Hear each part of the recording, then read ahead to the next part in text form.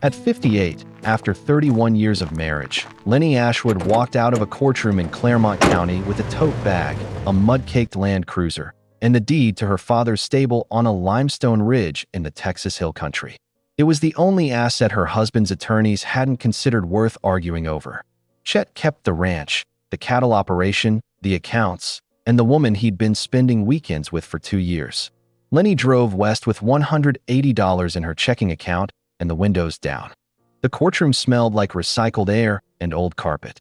Lenny sat in a chair with padded armrests that had been repaired with electrical tape and listened while a judge read settlement terms in a voice that suggested he had 6 more of these before lunch. Chet wasn't there.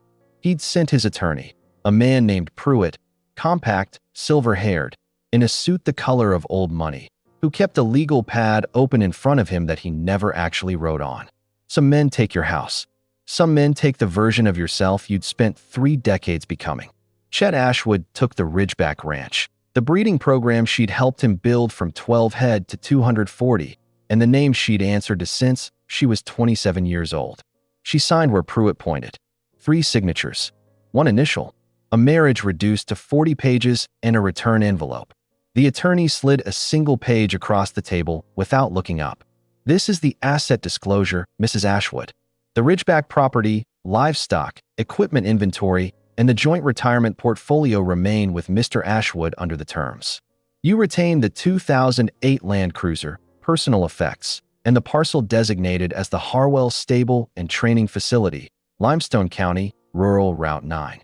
The Harwell Stable. Her father's place. A name she hadn't said aloud in years.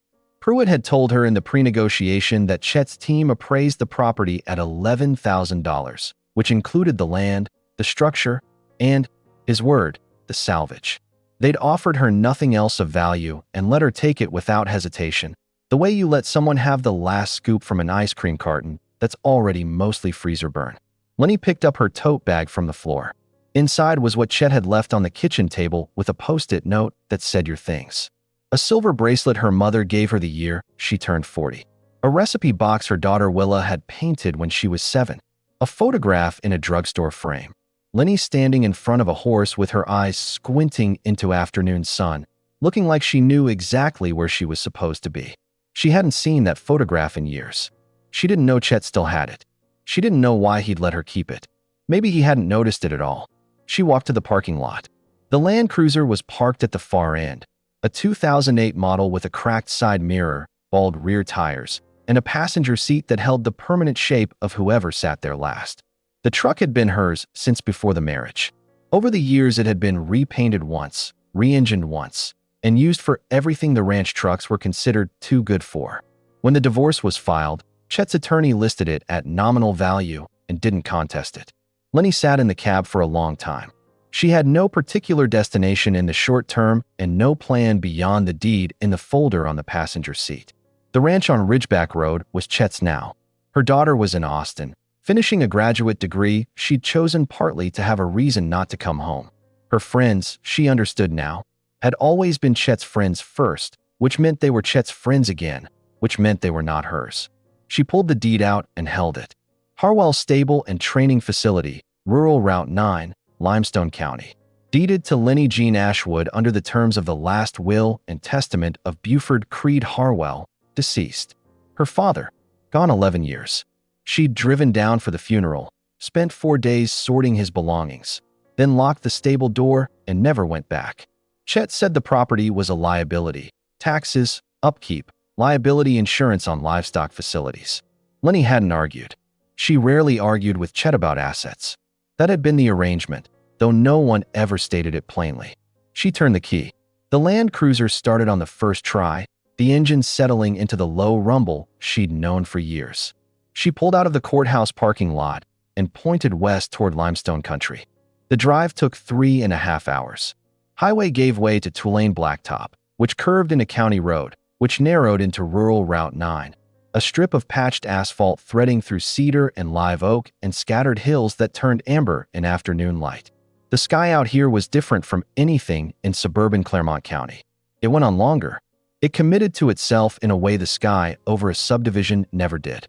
Lenny cracked the window. The air smelled like cedar shavings and dry grass, and something underneath. Limestone dust, the particular mineral scent of this part of the state, and the combination of it reached somewhere in her chest that she hadn't known was still open. She remembered this road from the summers she'd spent here as a girl.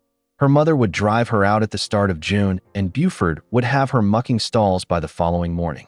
He ran a training and boarding facility for working ranch horses. Nothing fancy, no show circuit, no ribbons on the wall. Just animals that needed to be quiet under a rider and useful on a spread, and a man who knew how to make them that way. He taught Lenny to read a horse's weight shift before the animal had finished deciding what it was going to do. He taught her to shoe a hoof, to assess a tendon, to tell the difference between a horse that was protecting an injury and one that was being stubborn. She could assess a horse's dental age by the time she was 13. Chet had found that charming when they were dating. Later, he found it inconvenient. A rancher's wife who wanted to keep talking about horses like she knew something, instead of standing at the fence looking admiring while he talked to the trainer he'd hired. He never told her to stop. He just stopped asking her opinion, and eventually she stopped offering it. The way you stop offering anything when the person next to you has decided they already have what they need. Route 9 climbed and flattened and climbed again. Lenny passed a shuttered feed store, a water tower with a county name stenciled in faded paint, a church with a hand-painted message board by the road. Then the road bent around a stand of cedar, and there it was. The Harwell stable. It was smaller than she remembered, which was the way of places from childhood. A central barn of weathered board and batten, gray as driftwood, with a corrugated metal roof that had gone rust orange along the seams. A covered arena to the left, the roof still intact but the rails of the round pen leaning. For paddocks behind, their fencing in various states of surrender to time and weather. A small frame house set back from the barn where her father had lived his last 20 years alone. The place looked abandoned. It looked like it was waiting for someone to confirm that and sign something official. But the walls were holding. Lenny climbed out and stood in the gravel lot, which was the same gravel. She could feel it, just more scattered. The barn door was padlocked with a combination lock. She pulled the key ring from the folder and tried the second key. Wrong. The third. The padlock opened with a sound like a held breath released. Inside, the air was cool and still and dark, threaded with the smell of old hay and horse and cedar and something else she recognized without naming. The specific atmosphere of a working barn that had been given time to remember what it was. A center aisle ran the length of the building. 8 stalls to a side, though half had no doors remaining, just open frames. At the far end, above what had been the tack room, a wooden sign hung from 2 nails. Burned letters, her father's work, Harwell Stable and Training, EST 1971. She walked the aisle slowly. At the tack room entrance, a wooden stool sat exactly where her father always kept it, angled toward the door the way he angled it when he wanted to watch horses move in the round pen while he worked on tack. His leather apron hung on a nail beside the door. Still there. 11 years, and no one had moved it. Lenny took it down and held it. The leather was stiff and dry but uncracked. She could smell the neat's foot oil he rubbed into it every spring. She hung it back on the nail. She wasn't going to sell this place. The thought arrived without drama, without a specific moment she could point to. Just a fact, already decided, waiting for her to notice it. The house was intact in the way that things are intact when someone loved them before they left. Her father had kept it. The floors were swept. The kitchen had a percolator on the counter and a coffee can beside it that still held grounds, dry and stale but present.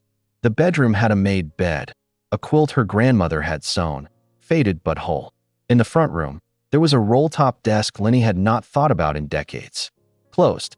She sat in the chair in front of it and ran her fingers along the edge. She rolled it open. Inside, a leather-bound ledger, a cigar box with a latch, and a stack of folded letters held together with a rubber band. She opened the ledger first. Her father's handwriting, compressed, practical, each letter committed to the page. The first entry was dated April 3rd, 1974. Took in the Bledsoe gelding at no charge. Boy's got talent, no money. Worked him for 4 months. Horse is solid now. Didn't charge the family. She turned the page. Daphne Creel boarded her 2 Mares through the winter after Hector passed. Said she couldn't pay until spring. Told her spring was fine. She brought bread every week. Better payment than most. Page after page. Decades of ledger entries, each one a record her father had kept without showing anyone. Horses trained for reduced fees, board forgiven for families in hard years, equipment loaned without documentation, farrier work done for nothing because the person asking couldn't manage the bill. The amounts were modest. The consistency was not. Lenny read until the light through the window told her it was evening. She opened the cigar box. Inside, $43 in small bills. A set of keys she didn't recognize. A photograph, face down. She turned it over. Her father, younger than she'd thought of him in years, standing in the aisle of the barn with a hand resting on the neck of a gray horse. He was looking at the camera with an expression she recognized. Not quite a smile, but the face of a man who was exactly where he was supposed to be. She unfolded the letters. There were 6, each one addressed to her father in different hands. Simple notes on lined paper, on receipts, on the backs of envelopes. Each one expressing gratitude for something he had done and never mentioned. A woman named Daphne whose son learned to ride on a horse her father trained and gave them use of for 2 summers. A man named Corbett who said her father's willingness to take on his broke-down quarter horse had saved the animal's life and, incidentally, his own sense of purpose that year. The last letter was the one she had to set down for a moment. It was in her own handwriting. She didn't remember writing it. The postmark was 1987. She would have been 19. Daddy, I know I didn't say it when I left this summer, but I want you to know that what you do out there matters. I can tell from the way people talk about this place. I'll come back. I promise. She had not come back for 34 years. She set the letter on the desk and looked out the front window at the barn going dark in the evening light. She slept in the house that night in her clothes, under the quilt. In the morning, she washed her face from the sink, found a jar of instant coffee in the cabinet, and stood on the porch with a mug watching the paddocks emerge from the early light. The immediate problems were physical and extensive. The paddock fencing needed replacement in at least 3 sections. The round pen rails had to come down entirely and be rebuilt. The barn roof over the 2 southernmost stalls was sagging, not compromised yet, but close. The tack room needed cleaning, oiling, restoring. The small pasture behind the property was overgrown with cedar encroachment that would have to be cut back before any animal could use it safely. She had $180. She started where she could. She walked the property with a legal pad she found in the desk and documented everything. She crawled under the barn floor where the concrete footers met the ground and assessed the foundation. She climbed the fence posts and tested each one by hand. She made the list without panic, which surprised her. The list was long and she had almost nothing, and she felt neither hopeful nor desperate, just clear. A truck turned off Route 9 into the gravel lot that afternoon. A woman climbed out, late 60s, sun-worn, wearing barn clothes that had been washed many times. She stood by her truck and looked at Lenny on the porch. I saw the Land Cruiser. Wondered if someone finally came. Her name was Aldine. She had boarded horses with Lenny's father for 19 years. She had a small operation 8 miles east and had been watching the property from the road since Buford died, not intrusively, just the way you watch a place that matters to you, noting whether it's still standing. I would have bought it, Aldine said, but it didn't feel right. It felt like it should stay Harwell. She stayed for 2 hours. She knew the property the way someone knows a place they've worked in, its drainage problems, its shady spots, which stall horses preferred in summer heat. She knew which section of fence the previous owner had repaired wrong and which part of the arena footing had been replaced and which hadn't. Before she left, she said, I've got cedar posts. Been meaning to clear some from my back acreage for 2 years. You could have them if you're willing to pull them yourself. Lenny drove out the next morning with a chainsaw she found in the barn and came back with enough posts to start the round pen. The man who helped her set them was named Audie. He had been her father's part-time hand for the last 6 years of his life, a quiet, methodical man in his mid-50s with enormous hands and a habit of showing up early and staying as long as something needed doing. He had heard through Aldine that someone was at the Harwell place and had driven out on a Thursday morning unannounced, stood in the lot, looked at the barn, and said, I can spare some time, if it's useful. It was useful. Audie worked without instructions. He looked at what needed doing and did it, moving from task to task with the deliberate economy of someone who had spent decades not wasting effort. He replaced the round pen rails while Lenny rehung the stall doors. He restretched the fence wire in the north paddock while she cleaned out the tack room and began oiling the leather that had been sitting dry for 11 years. She paid him when she could. He didn't press her when she couldn't. "Your dad never charged me full rate for boarding when my operation was thin," he said one afternoon, not looking up from the fence stretcher. "This feels like the right place to put that." The first horse arrived in the 4th week. A rancher named Tilson from 2 counties east had heard from Aldine that the Harwell stable was reopening. He had a 3-year-old that had been badly started, anxious, defensive, with a habit of coming apart under a rider at unpredictable moments. 2 trainers had worked him and given up. Tilson didn't want to sell the horse. He wanted someone to make the animal right. He drove out on a Saturday and stood at the round pen fence and watched Lenny work the gelding at liberty for 40 minutes without saying anything. She wasn't asking the horse to do much, just to move and breathe, and eventually choose to slow down near her, which it did twice before he walked away again. That was enough for the first session. Tilson leaned on the fence rail. "Buford used to say the same thing you're doing is what you're doing," he said. "Never thought I understood that until just now." He left the horse and said he'd come back in 6 weeks. She ran the stable the way she believed her father would have, meaning she ran it the way she had always known things should be done and had spent 31 years not doing. When a young woman came out with a mare that needed training and an explanation about her budget that she clearly found embarrassing to give, Lenny quoted her a number that covered costs and nothing beyond them. When an elderly man brought his horse in for a lameness evaluation and mentioned twice that he wasn't sure he could manage the vet fees, Lenny called the veterinarian herself, a woman named Dr. Thorne, who had also known her father, and arranged a rate that fit. She wasn't being generous. She was being accurate about what mattered. Audie observed this without commenting on it. One afternoon, handing her a coffee that had gone cold while she was working in the round pen, he said, "Buford used to say the measure of an operation isn't what it charges. It's what it fixes." "He said that to you?"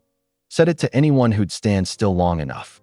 She thought about Chet, about the breeding program they'd built, the numbers, the bloodlines, the carefully maintained reputation, about how every conversation about those horses eventually came back to per head value and what the market was doing, about how she'd stopped saying certain things in those conversations and started saying them here instead, to Aldine and Audie and Tilson and a growing number of people who drove out to rural Route 9 because word had made its way through the county that the Harwell stable was open again. Willa came in October. She arrived in a rental car on a Friday afternoon, stepped out in boots that had last seen serious use when she was a teenager, and stood in the gravel lot looking at the barn for a long time before she said anything. "It looks like his pictures," she said finally. "It looks like his place," Lenny said from the barn door. They walked the property together. Lenny showed her the ledger, the letters, the leather apron on its nail. She showed her the stall doors Audie had rehung, the round pen rebuilt from Aldine cedar posts, the 3 horses currently in residence, Tilson's gelding and 2 boarders who'd come in the previous week. Willa stood at the round pen fence and watched the gelding move. "How are you actually doing?" she asked. "Better than I expected," Lenny said. "Better than I've been in a long time. I was worried."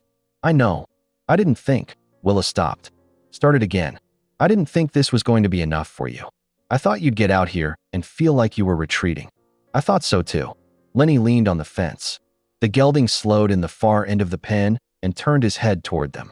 But retreating and returning aren't the same direction. Willa stayed 4 days. She helped with morning feeding, learned how to read the gelding's body language in the pen, listened to Aldine talk about her father over coffee on the porch of the house. On the last morning, she stood in the barn aisle for a while without saying anything, then said, "He would have liked seeing you do this." "I think he did," Lenny said, "in whatever way people do." An envelope arrived on a Tuesday in November, forwarded from the Claremont County address. She recognized the return address, the law firm that had represented Chet. She opened it at the kitchen desk. It was not a legal document. It was a letter on plain paper, handwritten in Chet's particular sprawling penmanship, which she had once found charming. "Lenny, I heard you reopened your father's place. I heard it's running. I wanted you to know I didn't expect that. I'm not sure what I expected, but not that. I don't know if you want to hear this. I'm saying it anyway. See." She read it twice. Then she set it in the cigar box with the other letters. It was not an apology. It was not enough, and it was not nothing. and she recognized that holding both of those things at the same time was a kind of maturity that had been expensive to acquire. She went back to the barn. Winter settled over the hill country with the particular patience of a season that knows it will be obeyed. The cedar went dark and the limestone went pale, and the mornings smelled like cold rock and would smoke. Lenny found a rhythm that was hers the way few things had been. Up before light, coffee in the house, barn by first feed, horses, Audie arriving by 7, the particular quiet of animals eating in the early morning dark. She took in 4 more horses before the new year. Word was making its way east and west along the county roads the way it moves in places where people still talk to each other face to face, through feed stores and veterinary waiting rooms, and the kind of slow telephone where the message improves rather than degrades. A woman named Pharaoh drove out from 60 miles away with a mare that had been marked difficult at 3 previous facilities. She watched Lenny work the animal for 20 minutes, then said, "How long have you been doing this?" Lenny considered the question. 30 years of knowing and about 4 months of doing, she said. Pharaoh left the mare without hesitation. Aldine brought out a young woman from her county, Pell, who was trying to start a training operation with no formal background and considerable talent and no idea what she was doing wrong. Lenny took her on as an informal apprentice. She was not paying her. Pell was not asking to be paid. She showed up 3 mornings a week and watched and asked questions and went home and came back better. One afternoon, Lenny stood in the round pen while Pell worked a horse she'd brought from Aldine's place, and she recognized the expression on Pell's face. The focused stillness of someone whose mind had gone entirely quiet because there was a living animal in front of them demanding every cell of their attention. She had worn that face here as a teenager. She recognized it now as the face of someone becoming who they were going to be. One evening in January, Aldine sat on the porch with a cup of coffee going cold in her hands and said, "I've been thinking about expanding my operation. I don't have the infrastructure. You do. I don't have capital. I'm not talking about capital." Aldine looked at the barn. "I'm talking about an arrangement. I send horses your way. You run the training side. We split what it brings. Keeps both of us viable." Lenny looked at the barn, at the round pen, at the paddocks, fenced and functional now, holding 3 horses standing in the last of the light, at all the things that had been falling and were now standing. She thought about Chet and the careful financial architecture of the Ridgeback Ranch, the way every decision had been run through a model of returns and risk-adjusted projections. She thought about her father keeping a leather ledger full of names and needs and debts he never collected. "Send them when you're ready," she said. On a Saturday in February, Tilson drove out to collect his gelding. He watched Lenny ride the horse in the arena, a quiet, steady figure 8 with the kind of softness in the animal's back that only comes from patience applied correctly. And when she dismounted and handed him the reins, he stood for a moment looking at the horse with his hand on the animal's neck. "What do I owe you?" she told him. He paid and stood for a moment longer. "My grandfather boarded here when your father first opened. I remember coming out here as a boy. The place looked like this." "Exactly." He loaded the gelding and drove away. She stood in the gravel lot after the truck disappeared around the bend in Route 9 and felt the particular quality of a silence that is not empty but full of everything that had happened in the past and was still somehow present, full of everything that was happening now and would continue to happen when she went back inside. She was 58 years old.